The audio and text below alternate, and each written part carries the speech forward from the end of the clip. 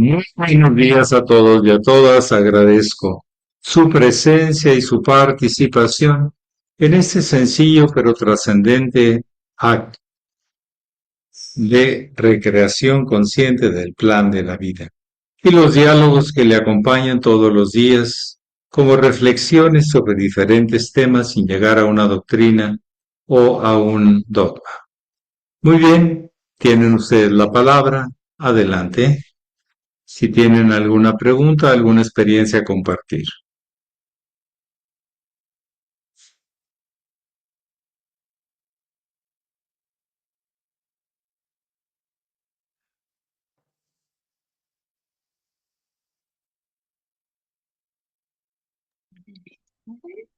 Maestro, buenos días. ¿Qué tal? Buenos días, Sonia. Buenos días a todos. Maestro, a las personas nos da miedo, o a la mayoría les da miedo involucrarse en una religión, pero cuando les presentamos la propuesta que tenemos y les decimos que no es religión, les da miedo también. ¿Cuál es el sentido de la persona de tener miedo a tener alguna fe o a tener o creer en algo nuevo? Y tenemos que creer en algo, sea en uno mismo, a veces no muy claro, creer en nuestros padres, creer en el político, creer en algo, o en el noticiero, de lo que nos dicen. No podemos desconfiar de todo. La fe es un antesala, es un presentimiento de que hay algo. Pero hay gente que tiene gran miedo a perder lo que ni siquiera conoce, que es el mundo interior. Pero tiene miedo porque así lo han inculcado, o así se lo ha inculcado con sus hábitos. La religión, ya he hablado, una cosa es la doctrina y el dogma, y otra cosa es la experiencia religiosa. Son dos cosas. Una es muy racional, muy dogmática, muy estructurada, y otra es totalmente espontánea, totalmente de asombro profundo de la que hay en el misterio, lo que hay detrás de las cosas aparentes. Pero hay gente que tiene desconfianza hasta de sí mismo, pues cómo no va a tener desconfianza de algo de afuera, o se agarra de algo de afuera porque no puede consigo mismo. Puede ser. Entonces, es un tema, la fe es un presentimiento de verdad, que sin poderlo explicar yo sé que ahí hay algo importante. Hay algo de mí en ti, de ti en mí, pero quisiera descubrirlo. Entonces nace el amor, nace la relación, nace el intercambio, nace el enriquecimiento. Pero sí hay gente que desconfía casi de todo el mundo. Pero lo principal y lo más grave es que a veces no cree en sí mismo. Poder elegir, no está sereno, no está seguro de que le están diciendo, desconfía de todo. La gente a veces no tiene noción de lo que es un plan de reeducación humana para sentirse mejor en salud y conciencia, con una serie de actividades, tanto de Hatha Yoga, de Karma Yoga, de Nani Yoga y de Bhakti Yoga, para empezar, que eso nos lleva a otras experiencias. Pero bueno, no es su tiempo y que vivan lo que tienen que vivir, eso sí, y nosotros seguimos trabajando. ¿Alguien más? Gracias, maestro.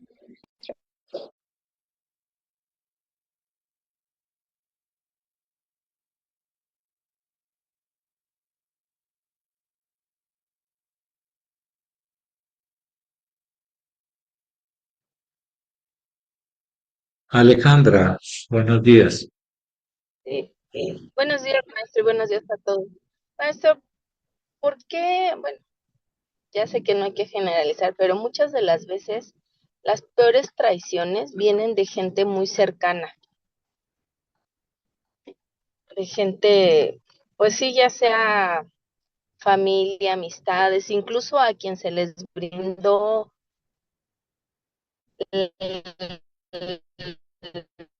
Se oye muy mal en la señal. la mano. Gracias. A ver, apague la cámara. ¿Se oye mejor? Adelante, a ver si se oye bien. A ver, ¿por qué las peores traiciones? La mayoría llega a ser de gente cercana, familia, amistades o gente a la que se le ayudó. Es una cuestión de que la luz genera naturalmente sombras cuando algo impide que el flujo de la luz. Quiere decir que las envidias aparecen. Quiere decir que las justificaciones y excusas aparecen porque no fluye la luz. Cuando fluye la luz todo está claro. Además, todos tenemos una parte de sombra que no nos gusta que nos las toquen, porque nos recuerda donde somos débiles, donde no somos capaces. El ego se siente mal, entonces por eso ataca. Y esto que llama usted traición, pues sí, no es tan ajeno a la condición humana. Hasta Cristo lo traicionaron y él y un discípulo de los suyos, y otro lo negó, y otros se escondieron, porque les tocaba sus miedos, hasta que se resolvió en la luz del Pentecostés o la luz del Espíritu, que está pleno de él, o sea, en un presente lleno de plenitud. Entonces desaparecieron esas dudas y en vez de sombras hubo luz. Hubo una justificación más allá de la muerte, del dolor, y eso fue lo más importante. ¿De qué nos sirve tener doctrinas si no se practican? ¿De qué nos sirve hablar de salvación si no te salvas? ¿De qué sirve hablar de salud si no te cuidas? ¿De qué sirve tantas cosas si no se hacen? Es como, por ejemplo, cuando un símbolo, un signo, pues unas rayitas, se convierte en símbolo, en algo inspirador, algo que está presente. O si no, el signo se queda en el pasado, ahí apuntado en un libro. ¿Cuánta gente hacen los símbolos vivientes en vida? Y precisamente el culto a la muerte, a no saber qué hacer con la vida, sus nacimientos y muertes, sus días y sus noches, sus caídas y sus levantadas naturales, es lo que nos genera esa apatía, ese miedo a encontrar la responsabilidad de nosotros mismos. Esto es solo un punto de vista. Ustedes tienen la última palabra acerca de a qué nivel de compromiso, a qué nivel de claridad tienen acerca de lo que están haciendo. Eso les toca a ustedes reconocerlo y trabajarlo, claro. ¿Alguien más? Igual que a mí. Gracias, maestro.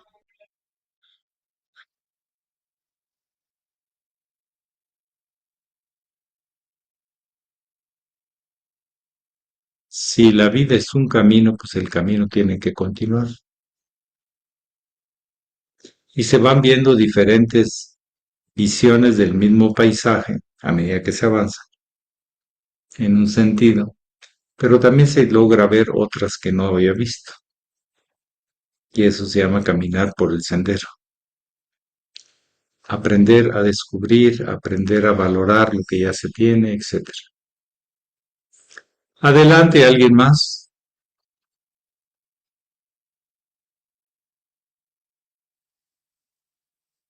Ustedes reflexionen. Bueno, yo reflexiono. de todo esto que tenemos de ideas, ¿cuánto lo practico? ¿Cómo encuentro un método de práctica? Eso es la importancia del individuo que esté convencido del Dharma, de la enseñanza, pero también que la comunidad ayude a reforzar ese compromiso. Porque ante gente que no te conoce, pues no hay compromisos. Pero cuando sí te conocen, pues saben si estás haciendo lo que dices o no. Y la comunidad o la iglesia o el Sangha o el Arran te facilita esa vida de comunidad. Pero también, hasta que no lo vives, no acabas de entender de qué se trata. Y eso no sabes tú, pero el maestro sí lo sabe, porque ya lo experimentó. Si es que es tu maestro. Si no, pues no lo es. Y ya. ¿Quién te puede ajustar tu percepción si es correcto, justo lo que estás viviendo? Pregunto, sino solo aquel que lo ha experimentado y sabe lo que te aporta y lo que te falta. Eso se llama el guru, el maestro. Adelante, alguien más.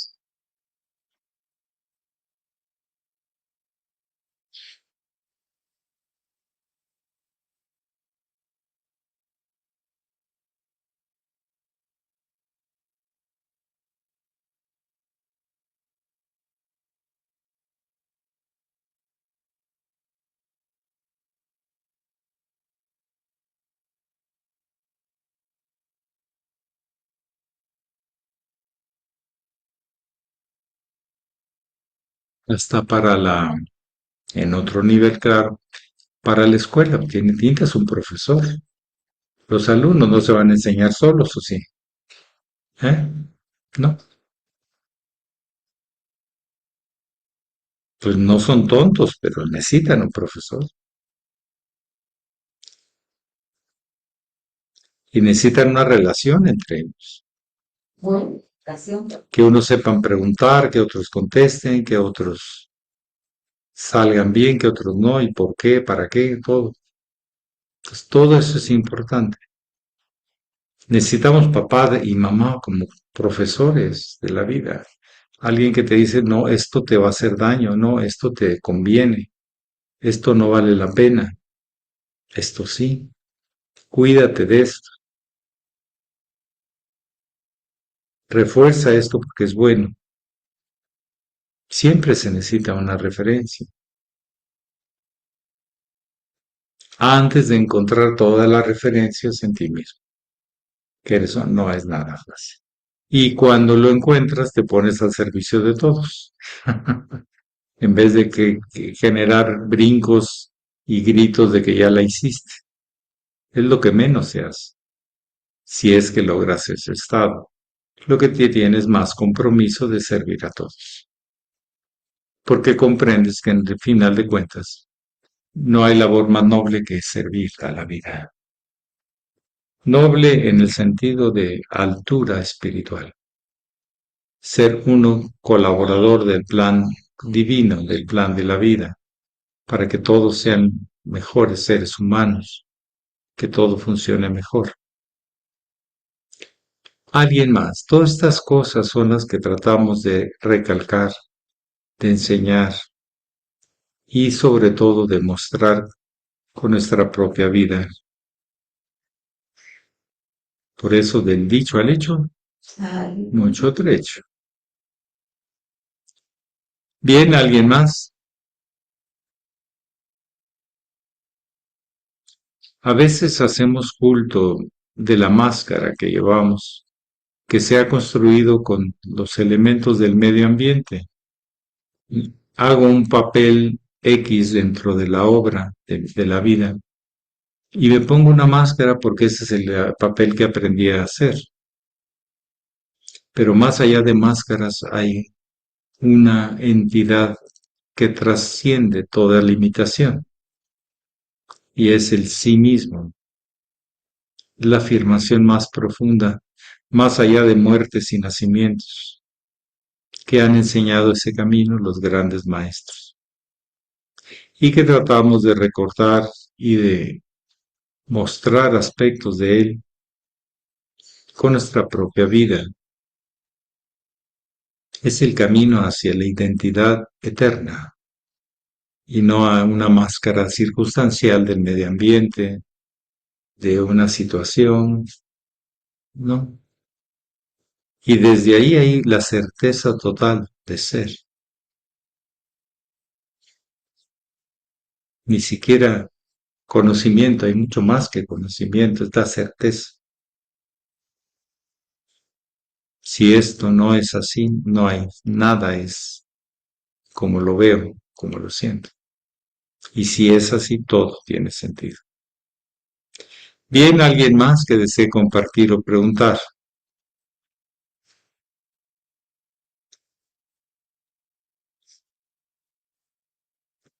Esas máscaras, el papel que queremos desempeñar de un personaje dentro de una obra de muchísimos personajes. La pregunta es, ¿yo soy la máscara? ¿Solo hay eso que puedo hacer? O hay algo en mí mucho más trascendente? Trascendente a la muerte y al dolor, pregunto. Adelante, alguien más y terminamos.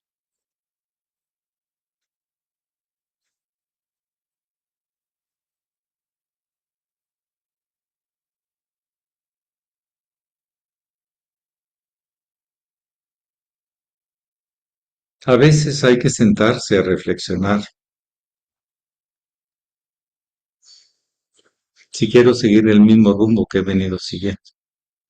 O hay otras opciones. Y si esas opciones son mejores o no son mejores. O son para mí o no son para mí. A veces es bueno sentarse.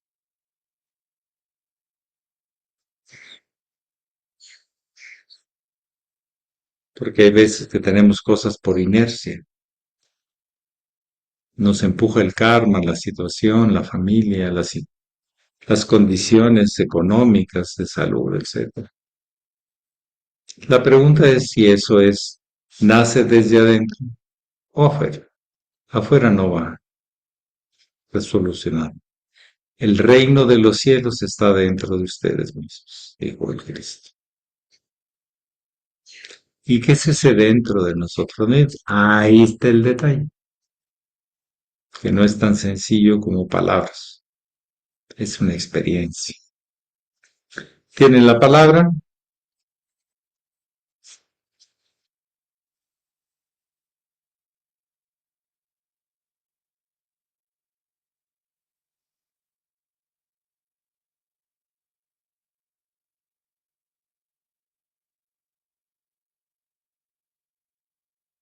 Adelante, Alejandra.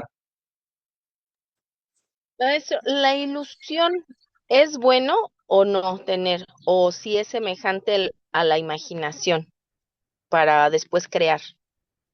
Es que ilusión tiene varias connotaciones en el idioma castellano, en español. Ilusión, por ejemplo, en España es de estar motivado. Tengo ilusión, estoy motivado. Eso no tiene que ver nada con lo como decimos en México. Ilusión aquí es fantasía, algo irreal, un destello de una fascinación, pero ilusión aquí no es motivación. De repente le decimos, es que me encantaría, tengo ilusión de que te encontrar esto, ¿sí? Pero se refiere a fantasía, fascinación, y es bueno, pero saber que es solo un concepto. Hasta que no lo viva, entonces ya no tengo ilusión, tengo realidad, es parte de mí. Y eso es otro nivel de encuentro, no solo con ideas, sino con formas de vida, sentido de vida, propósito de vida. Entonces, esa palabra es difícil de determinar en el idioma castellano. Y depende del tono que lo digas, a veces es la connotación. Salí de una ilusión. O sea, es fantasía, fascinación, ensoñación, algo falso, que no era, pero yo me lo imaginé que sí era. Pero en España no le dan esa connotación. Entonces yo quisiera decir que en uno mismo puede tener esos dos sentidos. Es bueno la imaginación como posibilidad, pero no como realidad, si no se vuelve una fantasía. Diluir la ilusión del valor de las cosas que le asignas al que realmente tiene es todo un trabajo, un discernimiento que se llama. ¿Qué es permanente y qué es transitorio, ilusorio, qué tránsito? ¿Qué es definitivo y qué es circunstancial? Todas son reflexiones de alguien que trata de poner un orden de aplicación, porque los sentimientos, si te dejas llevar por ellos, te van a llevar para arriba y para abajo. Pero la mente debe tener una idea de claridad, de orden, de precisión, hasta donde se pueda, por lo menos a partir de este momento. Si no, no tengo posibilidades de referencias y por lo tanto de orden, de claridad, de funcionalidad, de conciencia, de luz, de unidad. En el cerebro medio nosotros tenemos muchas formas de ver el mundo y la normal es que cada uno jale para su lado. Estamos en una cosa y ya se me está disparando por otro lado y de otra se me está disparando. Eso tiene que ver con las emociones. Son fuertes para un lado y fuertes para el otro y contradictorias en muchos casos.